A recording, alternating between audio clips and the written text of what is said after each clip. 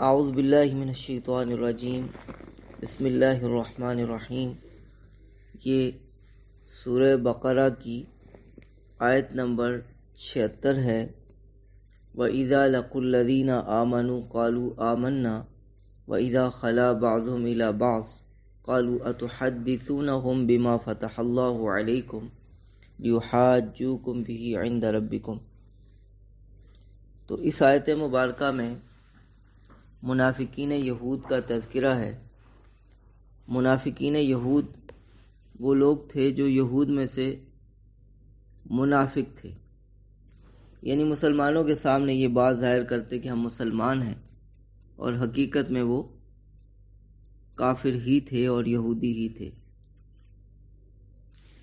تو یہ لوگ جب ایمان والوں سے ملتے تو خوشامد میں اس طرح کی باتیں کہہ دیتے کہ نبی آخر الزمان کا تذکرہ تو تورات میں بھی آیا ہے، اور قرآن کریم کا تذکرہ تو تورات میں بھی آیا ہے، تو بالکل ہم اس وقت بالکل صحیح دین پر ہیں، تورات میں اس کے بارے میں پیشین گوئی موجود۔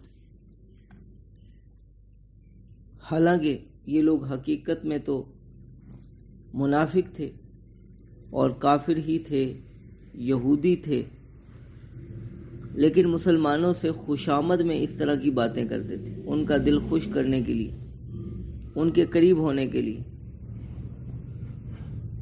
دوسری طرف جو پکے یہودی تھے اور اپنے کفر کو اعلانیہ ظاہر کرتے تھے، منافق نہیں ہوتے تھے، وہ کوئی اس طرح کی بات جو تورات میں دیکھتے کہ مسلمانوں کے حق میں جاتی ہے، خواہ وہ قرآن پاک کے بارے میں پیشین گوئی ہو، خواہ وہ نبی آخر الزمان صلی اللہ علیہ وسلم کے بارے میں کوئی پیشین گوئی ہو، وہ اس کا تذکرہ مسلمانوں کے سامنے نہیں کرتے تھے۔ تو جب یہ لوگ آپس میں ملتے تو پکے درجے کے جو یہودی تھے وہ ان منافق یہود سے کہتے اتحدثونہم بما فتح اللہ علیکم، کیا تم ان کے سامنے وہ باتیں بیان کرتے ہو جو اللہ تعالیٰ نے تم پر منکشف پر فرمائی ہیں، تم پر کھولی ہیں، تاکہ یہ لوگ کل قیامت کے دن تمہارے رب کے ہاں، تمہارے رب کے سامنے تم پر حجت میں غالب آ جائیں۔ تو تم ان کو کیوں مضبوط کر رہے ہو؟ حجت کے اعتبار سے تم انہیں کیوں مضبوط کر رہے ہو؟ ایک معنی۔ دوسرا معنی اس کا یہ بھی ہے کہ کیا تم ان کے سامنے وہ باتیں بیان کرتے ہو جو اللہ تعالیٰ نے تم پر کھولی ہیں تاکہ یہ لوگ دنیا میں تم پر حجت میں غالب آ جائیں، کہیں جی عند ربکم، کہ دیکھو تمہارے رب کی طرف سے یہ مضمون تمہاری کتاب میں بھی آئے۔ افلا تعقلون، کیا تم اتنی بات سمجھتے نہیں؟ ترجمہ دیکھیے، وَإِذَا لَقُوا الَّذِينَ آمَنُوا قَالُوا آمَنَّا، اور جب ایمان والے جو مسلمان ہیں، یہ منافقین یہود ایمان والوں سے ملتے ہیں، قَالُوا آمَنَّا، تو کہتے ہیں ہم ایمان لے آئے، اور ان کے سامنے خوشامد کے لیے کچھ باتیں بھی بیان کر دیتے ہیں۔ وَإِذَا خَلَا بَعْضُهُمْ إِلَى بَعْضٍ، اور جب آپس میں ایک دوسرے سے تنہائی میں ملاقات کرتے ہیں، قَالُوا أَتُحَدِّثُونَهُمْ بِمَا فَتَحَ اللَّهُ عَلَيْكُمْ، تو کہتے ہیں کیا تم ان کے سامنے وہ باتیں بیان کرتے ہو جو اللہ تعالیٰ نے تم پر منکشف فرمائی ہیں، لِيُحَاجُّوكُمْ بِهِ عِندَ رَبِّكُمْ، تاکہ یہ کل قیامت کے دن تمہارے رب کے سامنے اس کے ذریعے سے تم پر حجت میں غالب آ جائیں۔ یحاجوکم، حجت میں غالب آ جائیں، یا ایک معنی تاکہ یہ لوگ دنیا ہی میں اس کے ذریعے سے تم پر حجت میں غالب آ جائیں، اور دلیل یہ پیش کریں عند ربکم، کہ یہ مضمون تمہارے پاس تمہاری کتاب تورات میں تمہارے رب کی طرف سے موجود ہے، آیا ہوا ہے۔ تو یہود نے ان منافقین کو سمجھاتے ہوئے کہا افلا تعقلون، کیا تم اتنی بات بھی نہیں سمجھتے کہ ایسی باتیں نہیں کرنی ہوتی، اپنے خلاف جاتی ہیں یہ باتیں، یہ خوش آمدیں وقتی طور پہ فائدہ دیتی ہیں لیکن لانگ ٹرم میں یہ نقصان دیتی۔ یہ یہود منافقین یہود کو سمجھاتے تھے، افلا تعقلون، کیا تم سمجھتے نہیں؟ تو اللہ تعالیٰ جواب دیتے ہیں اولا یعلمون ان اللہ یعلم ما یسرون وما یعلنون۔ یہ نبی آخر الزمان کو دھوکہ دینے کی کوشش کرتے ہیں، مسلمانوں کو دھوکہ دیتے ہیں۔ کیا یہ نہیں جانتے کہ اللہ تعالیٰ وہ سب جانتا ہے، ما یسرون، جو کچھ بھی یہ چھپاتے ہیں، وما یعلنون، اور جو کچھ یہ ظاہر کرتے ہیں۔ تو حجت میں یہ کبھی بھی مضبوط نہیں رہ سکتے، کیونکہ نبی آخر الزمان کو اللہ تعالیٰ علم عطا فرماتے رہتے ہیں دنیا میں بھی، اس اعتبار سے بھی یہ مغلوب ہی رہیں گے، اور دوسرے قیامت کے دن اللہ تعالیٰ ان کے سارے پول کھول دیں گے، ساری حقیقت سارے انسانوں پر، تمام خلائق پر کھول دیں گے۔ اللہ تعالیٰ سب کچھ جانتے ہیں، جو کچھ بھی چھپاتے ہیں اور جو کچھ ظاہر کرتے ہیں۔ وَمِنْهُمْ أُمِّيُّونَ لَا يَعْلَمُونَ الْكِتَابَ إِلَّا أَمَانِيَّ۔ اس آیت مبارکہ میں ان کے ناخواندہ لوگوں کا ذکر ہے۔ یہ آیت نمبر 78 ہے، وَمِنْهُمْ أُمِّيُّونَ لَا يَعْلَمُونَ الْكِتَابَ إِلَّا أَمَانِيَّ وَإِنْهُمْ إِلَّا يَظُنُّونَ۔ اس میں ان کے ناخواندہ لوگوں کا ذکر ہے۔ یہود کے جو ان پڑھ لوگ تھے ان کا حال بیان کرتے ہیں کہ ان میں سے بعض ایسے لوگ ہیں امیون، جو ان پڑھ ہیں، لا یعلمون الکتاب، کتاب کو بالکل نہیں جانتے، کتابی علم ان کے پاس نہیں، الا امانیہ، سوائے کچھ دل خوش کن باتوں کے، سوائے چند آرزوؤں کے، دل کو خوش کرنے والی باتیں وہ ان کو یاد ہیں اور ان کے آپس میں تذکرے کرتے رہتے ہیں۔ وَإِنْهُمْ إِلَّا يَظُنُّونَ، اور وہ بس محض خیالی باتیں کرتے ہیں، گمان کی باتیں کرتے ہیں، اٹکل پچو لگاتے ہیں کہ جی آپس میں تذکرے کرتے ہیں کہ ہم تو سب سے افضل ہیں، ہم تو اللہ تعالیٰ کے بیٹے ہیں، ہم تو انبیاء کی اولاد ہیں، ہماری تو شان ہی کچھ اور ہے، ہمارا تو مقام اور مرتبہ ہی کچھ اور ہے۔ جیسے مسلمانوں کے اندر بھی کچھ ایسے لوگ ہیں جو ان پڑھ قسم کے لوگ ہیں اور تصوف کا لبادہ اوڑے ہوئے ہیں، اپنے آپ کو بہت ہی بڑھیا سمجھتے ہیں لیکن کتاب اللہ کا علم ان کے پاس نہیں، جاہل صوفی، اور وہ یہ لوگ کہہ رہے ہوتے ہیں کہ جی ہم تو، ہماری نماز تو مکے مدینے میں ہوتی، حساب کتاب تو ان لوگوں سے ہوگا، ہم سے تو حساب کتاب نہیں ہونا، ہم تو اعلیٰ درجے کے لوگ ہیں، ہم تو بڑے مقام اور مرتبے والے لوگ ہیں۔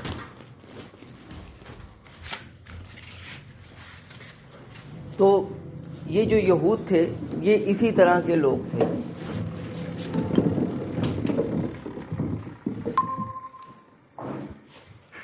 وَمِنْهُمْ أُمِّيُّونَ لَا يَعْلَمُونَ الْكِتَابَ، ان میں سے بعض امی ہیں، ان پڑھ لوگ ہیں، لا يعلمون الکتاب، وہ کتاب کو نہیں جانتے، الا امانیہ، مگر چند آرزوؤں کے، وَإِنْهُمْ إِلَّا يَظُنُّونَ، اور محض خیالی باتیں کرتے ہیں۔ فَوَيْلٌ لِّلَّذِينَ يَكْتُبُونَ الْكِتَابَ بِأَيْدِيهِمْ، آگے جو ان کے خواندہ لوگ ہیں، پڑھے لکھے لوگ ہیں، کتاب کو جانتے ہیں، ان کی مذمت بھی بیان فرماتے ہیں کہ یہ سب جو یہ باتیں کر رہے ہیں جاہل لوگ، اس میں قصور ان کے خواندہ لوگوں کا اور کتاب کا علم رکھنے والے لوگوں کا ہے، کیونکہ وہی ان لوگوں کو تعلیم نہیں دیتے اور الٹا کتاب اللہ کو بدل بدل کر لوگوں کے سامنے پیش کرتے ہیں۔ فَوَيْلٌ لِّلَّذِينَ يَكْتُبُونَ الْكِتَابَ بِأَيْدِيهِمْ ہلاکت ہے ان لوگوں کے لیے جو کتاب کو اپنے ہاتھوں سے لکھتے ہیں، بدل کر، تبدیل کر کے، تحریف کر کے۔ ثم یقولون ھذا من عند اللہ، پھر کہتے ہیں کہ یہ اللہ کے پاس سے ہے، لیشتروا بہ ثمنا قلیلا، تاکہ وہ اس کے ذریعے سے تھوڑا سا ثمن حاصل کر لے۔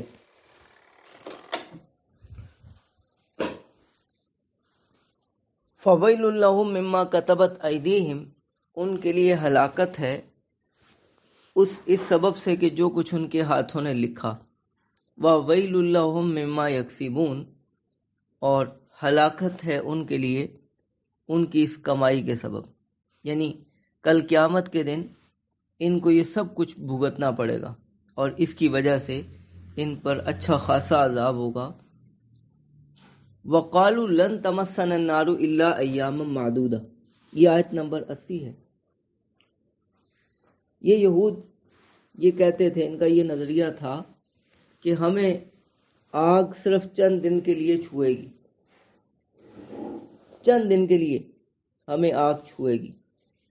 ایک تو یہ اس وجہ سے کہتے تھے کہ جی ہم تو اللہ تعالیٰ کے محبوبین ہیں اور ہم انبیاء کی اولاد ہیں، ہمارے ساتھ اللہ تعالیٰ کا یہ وعدہ ہے کہ ہمیں آگ تھوڑا عرصہ چھوئے گی، چند دن کے لیے، اور پھر ہمیں نکال لیا جائے گا۔ یہ بالکل باطل اور بالکل من گھڑت بات، اللہ تعالیٰ نے ایسا کوئی وعدہ ان سے نہیں کیا۔ اور بعض مفسرین نے اس کی تفسیر یہ بھی بیان کی ہے کہ دراصل اللہ تعالیٰ کی طرف سے یہ طے شدہ معاملہ ہے کہ جو گناہ گار مومن ہوتا ہے نا، وہ جتنے بھی گناہ کرے ایک نہ ایک دن جہنم کی آگ جھیلنے کے بعد وہ جہنم سے نکلے گا اور اللہ تعالیٰ اس کو جنت میں داخل فرما دیں گے۔ تو یہ یہود اپنے آپ کو یہ سمجھتے تھے کہ ہم تو اہل ایمان ہیں اور ہم کتاب اللہ قرآن کریم کو نہ مان کر اور نبی آخر الزمان کو نہ مان کر گناہ گار ہو رہے ہیں۔ اس صورت میں ہم تھوڑا عرصہ جہنم میں رہیں گے لیکن بالآخر ہم جنت میں چلے جائیں گے، تو ہم تو گناہ گار مومن۔ حالانکہ یہ گناہ گار مومن نہیں، بلکہ حضرت عیسیٰ علیہ السلام کو کا انکار کر کے، انجیل کا انکار کر کے، قرآن کریم کا انکار کر کے اور نبی کریم صلی اللہ علیہ وسلم کی نبوت کا انکار کر کے یہ کافر تھے۔ اپنے آپ کو یہ سمجھ رہے تھے کہ ہم لوگ مومن، اور مومن گناہ گار کے لیے سزا یہی ہے کہ وہ کچھ عرصہ جہنم میں رہے گا لیکن بالآخر اس کو جہنم میں سے نکال کر جنت میں داخل کر دیا جائے گا۔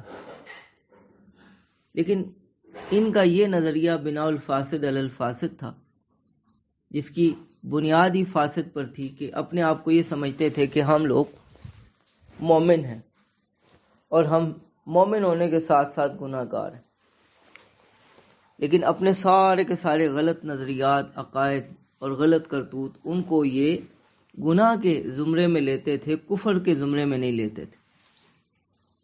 کتاب اللہ کی تحریف کرتے تھے، آخرت کے بارے میں نظریات درست نہیں تھے، توحید کے بارے میں نظریات درست نہیں تھے، یہ سب ان کی کفریات تھیں۔ نبی آخر الزمان کی نبوت کا انکار، قرآن کریم کی کتاب ہونے کا انکار۔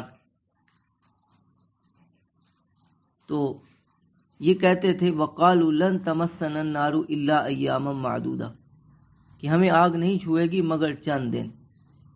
تو اللہ تعالیٰ نے اس کا جواب دیا ہے، قل کہہ دیجئے اتخذتم عند اللہ عہدا، کیا تم نے اللہ کے ہاں کوئی وعدہ لیا ہوا ہے، کوئی معاہدہ لے رکھا ہے اللہ تعالیٰ سے؟ فلن یخلف اللہ عہدا، کہ اللہ تعالیٰ اپنے اس وعدے کی خلاف ورزی نہیں کرے گا۔ ام تقولون علی اللہ ما لا تعلمون، کیا تم اللہ پر ایسی بات کرتے ہو جس کو تم بالکل جانتے ہی نہیں، جس کی کوئی علمی سند تمہارے پاس موجود نہیں ہے۔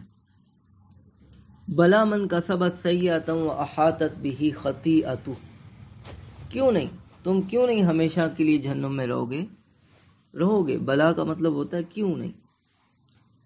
ضابطہ سن لو، من کسب سیئۃ واحاطت بہ خطیئۃ، جس نے بھی کوئی برائی کی اور اس کی برائی اور اس کا گناہ احاطت بہ، اس کا احاطہ کر لے، اور یہ اسی صورت میں ہوتا ہے کہ ایسا کوئی بندہ گناہ کرے جس سے اس کی ساری کی ساری نیکیوں کا اثر ہی ختم ہو جائے، اور ایسا گناہ کفر ہے۔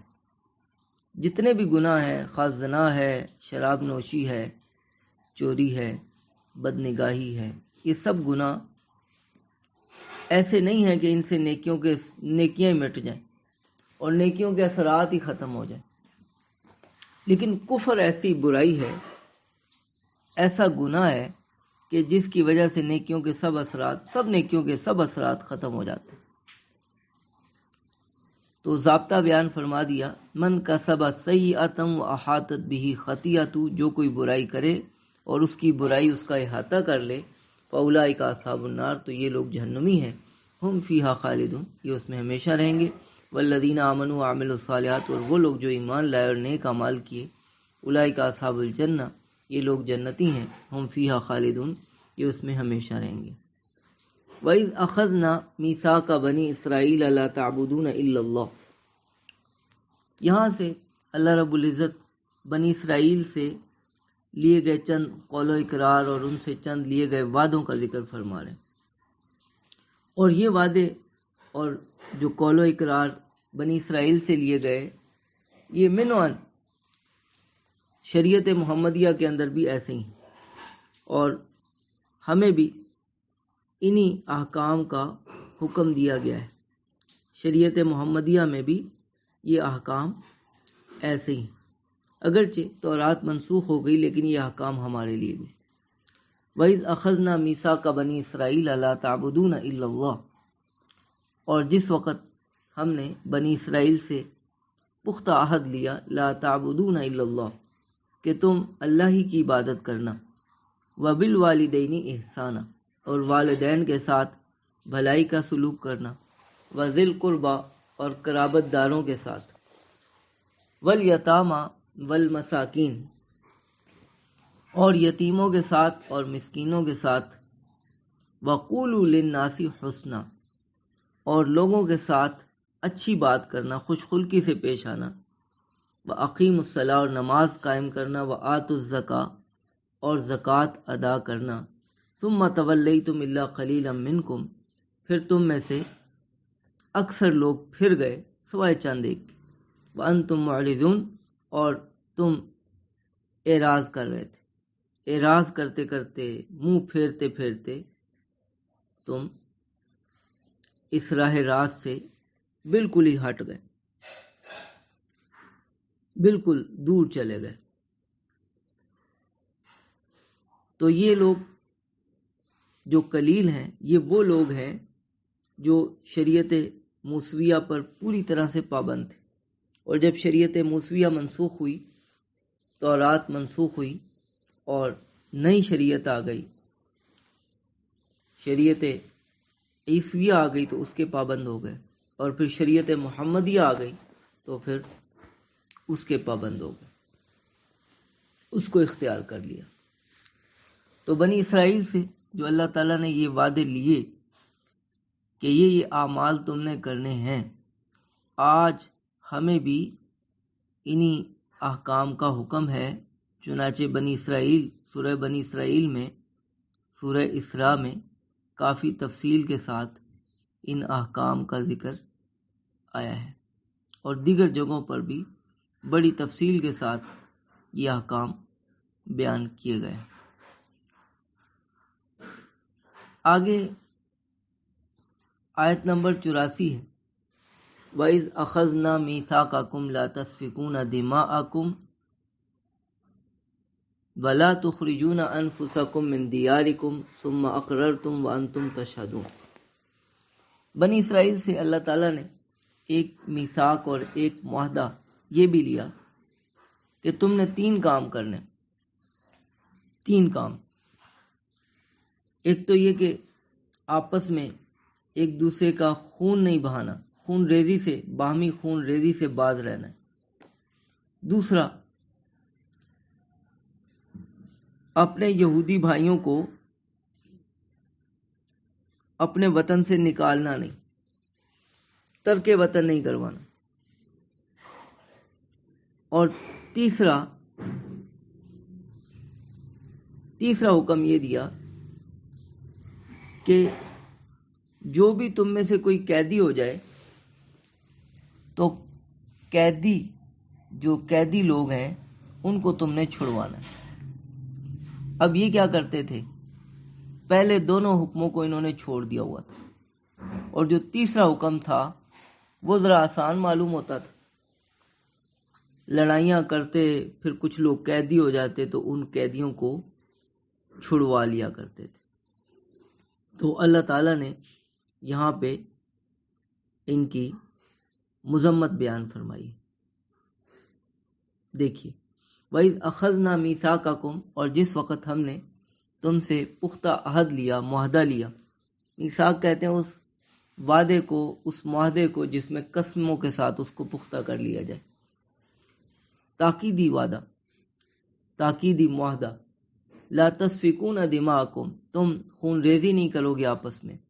ولا تخرجون انفسکم من دیارکم، اور اپنوں کو ان کے وطن سے نکالو گے نہیں، اپنے وطن سے نکالو گے نہیں۔ ثم اقررتم، تم نے اقرار بھی کیا، وانتم تشہدون، اور اس پہ گواہیاں بھی دیں۔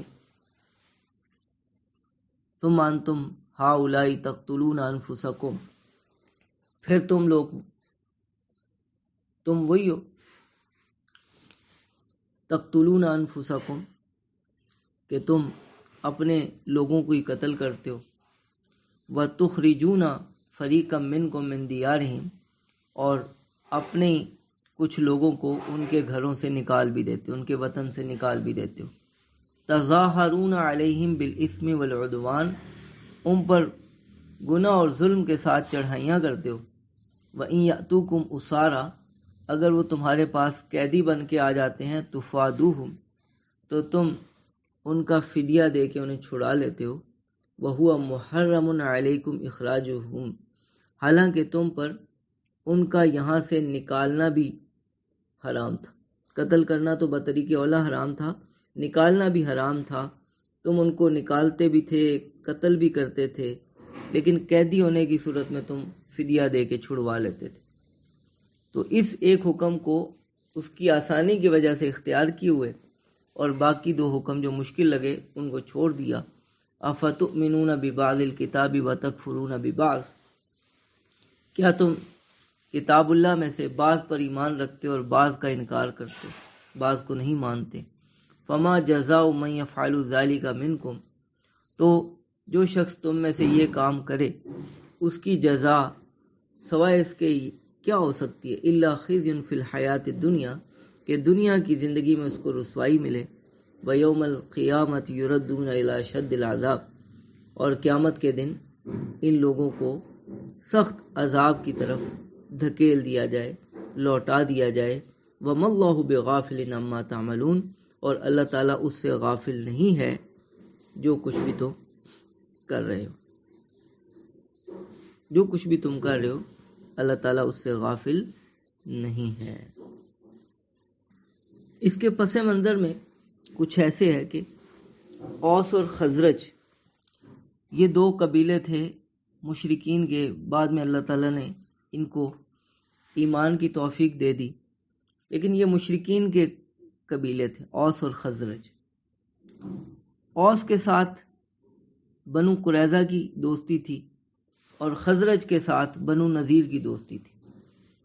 بنو قریظہ اور بنو نذیر جو تھے یہ یہودیوں کے قبیلے تھے۔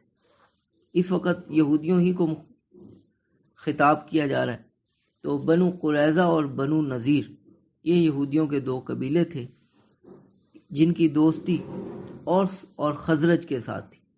اوس اور خزرج کے درمیان میں آپس میں بڑی دشمنی تھی، بڑی لڑائیاں ہوتی تھی۔